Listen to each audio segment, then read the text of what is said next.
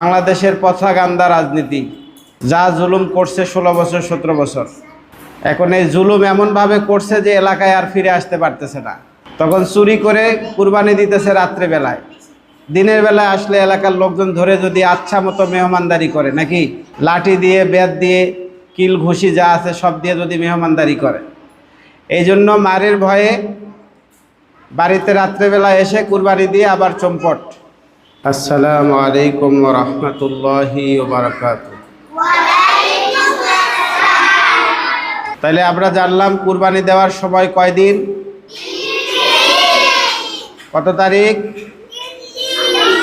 জিলহজ মাসের 10, 11, 12। এখন এই 3 দিনে যদি কেউ দিনের বেলা কুরবানি দিতে না পারে, তাহলে রাত্রে বেলাও কুরবানি দিতে পারবে, কিন্তু কুরবানি দেওয়ার উত্তম সময় হলো দিনের বেলা। বাংলাদেশের প্রপাগান্ডা রাজনীতি যা জুলুম করছে 16 বছর 17 বছর, এখন এই জুলুম এমনভাবে করছে যে এলাকায় আর ফিরে আসতে পারতেছে না। তখন চুরি করে কুরবানি দিতেছে রাত্রে বেলায়, দিনের বেলায় আসলে এলাকার লোকজন ধরে যদি আচ্ছা মতো মেহমানদারি করে, নাকি লাঠি দিয়ে বেত দিয়ে কিল ঘুষি যা আছে সব দিয়ে যদি মেহমানদারি করে, এই জন্য মারের ভয়ে বাড়িতে রাত্রেবেলা এসে কুরবানি দিয়ে আবার চম্পট। তাইলেও কি হবে? কুরবানি আদায় হয়ে যাবে। কিন্তু কুরবানি দেওয়ার উত্তম সময় কখন? দিনের বেলা, সূর্য ওঠার পরে যে আমাদের ঈদের নামাজ হয়, নামাজের পর থেকে কুরবানি দিবে। ঈদের নামাজের আগে কখনো কুরবানি দিলে আল্লাহ রসুল সাল্লাল্লাহু আলাইহি সাল্লাম বলতেছেন, সেই কুরবানি তার ওয়াজিব কুরবানি আদায় হবে না, সেটা তার নিজের পক্ষ থেকে পশু জবাই হবে। ঈদের নামাজের আগে, ঈদুল আজহার নামাজের আগে কুরবানি দেওয়া জায়েজ নাই, নামাজের পরে কুরবানি দিতে হয়। কথা বুঝছেন সবাই?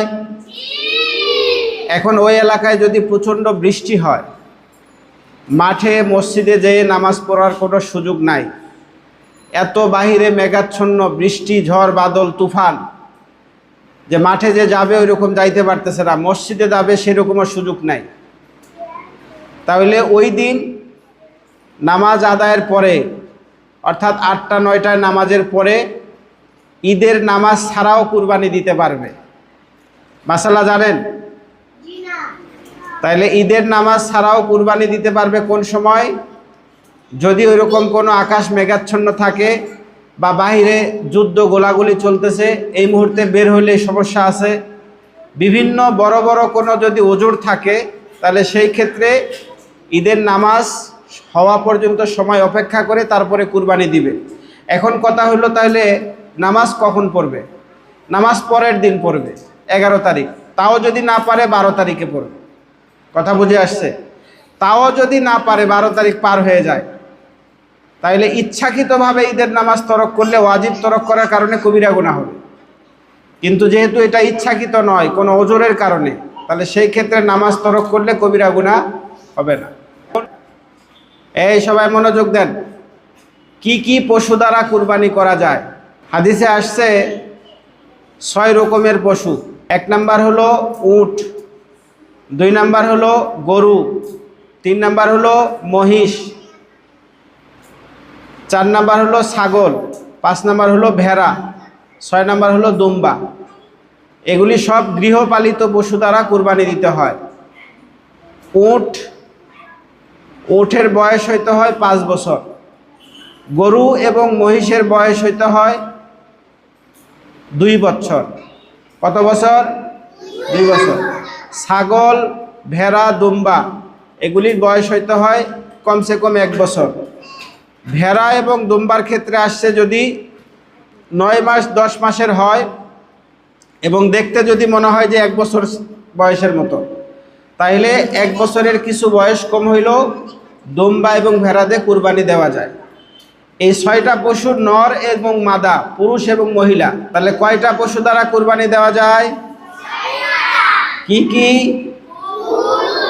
উট, গরু, মহিষ, ছাগল, ভেড়া, দুম্বা। এই 6টা আবার পুরুষ, 6টা কি মহিলা। ঠিক আছে? এতে শরীক হইতে পারবে। হাদিসটা হলো মুসলিম শরীফের 1218 নম্বর হাদিস। আন জাবেরিন রাদিয়াল্লাহু তাআলা আনহু قال فأمرنا رسول الله صلى الله عليه وسلم আন নাশতারিকা ফিল ইবিলি ওয়াল বাকারি কুল্লু সাবাআতিন মিনহা ফি বাদানাতিন।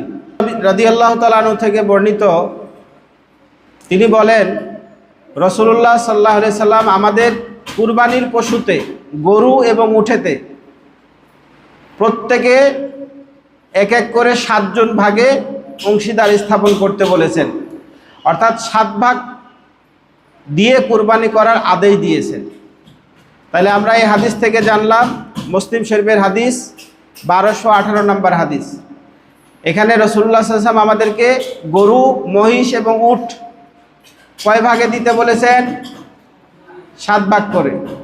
এখন মাসালা হলো, যদি কেউ 7 ভাগের জায়গায় 5 ভাগ দেয়, 5 ভাগ যদি সমান করে দেয়, তাও সকলের কুরবানি আদায় হবে। কেউ যদি 3 ভাগ দেয়, 4 ভাগ দেয়, 5 ভাগ দেয়, 6 ভাগ দেয়, 7 ভাগ দেয়, তাও কুরবানি কি আদায় হবে, কিন্তু সবার ভাগ সমান হইতে হবে। কেউ যদি আধা ভাগ দেয়, কেউ যদি 1.5 ভাগ দেয়, কেউ যদি 2.5 ভাগ দেয়, তাহলে কারোই কুরবানি আদায় হবে না। তার মানে 5 জন দিলে 5 জনের টাকা সমানভাবে দিয়ে 5টা নাম দিতে হবে। কথা বুঝে আসছে? এখন এই 5 জনের জায়গাতে একজন যদি বলে আমি 2 নাম নিব, আর বাকি 4 জন বা 5 জন যদি বলে আমরা 1 নাম নিব, তাহলেও সবার আদায় হবে। কিন্তু 6 জনে দিতেছে 6 নাম, আর 1 নাম বাকি থাকতেছে। এখন বলতেছে ঠিক আছে আমি অর্ধেক দেই, তুমি অর্ধেক দেই, তাহলে এখানে কারোই কুরবানি আদায় হবে না। তবে হ্যাঁ, 5 জন যদি দেয় আলাদা নামে, আর একজন যদি বলে আমি 2 নামে দিব, তাহলে তার 2 নাম 2 আর এদিকে 5, কত হলো? 7। তাহলে সকলের কুরবানি আদায় হবে। তাহলে শরিকভাবে কুরবানি দিতে গেলে কোনো কুরবানিতে 7 ভাগ, 5 ভাগ, 6 ভাগ, 4 ভাগ, 3 ভাগ, যেই কয় ভাগই হোক, সবার ভাগ আর্থিকভাবে টাকার ক্ষেত্রে সমান থাকতে হবে।